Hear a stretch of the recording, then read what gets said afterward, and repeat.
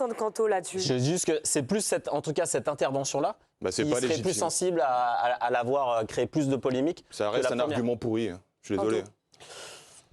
Moi, ce qui m'embête là-dedans, c'est de voir finalement la fédération ivoirienne s'incliner en fait devant cette situation. Pour moi, la Côte d'Ivoire reste un des plus grands pays du football africain. Ça reste une nation fière, forte, et de s'incliner comme ça, au point de mettre de côté Pépé par rapport à une intervention, que ce soit vis-à-vis de Lafont ou que ce soit vis-à-vis du Maroc, j'ai le sentiment que voilà qu'on accepte tranquillement de s'incliner, de se priver d'un de ses meilleurs joueurs pour Emers Faé et pour la Côte d'Ivoire. Donc c'est ça qui m'embête le plus là-dedans, surtout que voilà, comme vous l'avez bien précisé, c'était sur le ton de l'humour. Pour une fois, on a l'opportunité de voir un joueur qui se livre un peu, qui accueille un journaliste ou un youtubeur, peu importe. Mais voilà, c'est ça, on va pas se mentir, les conférences de presse aujourd'hui, et moi je le dis à chaque fois que je suis ici, on se fait chier les 3/4 du temps, et on a des déclarations qui sont bidons, que ce soit les joueurs, les entraîneurs, ils ne pensent même pas ce qu'ils vont dire dans les conférences, et on a une figure du footballeur aujourd'hui qui est très aseptisée, et ça me gêne.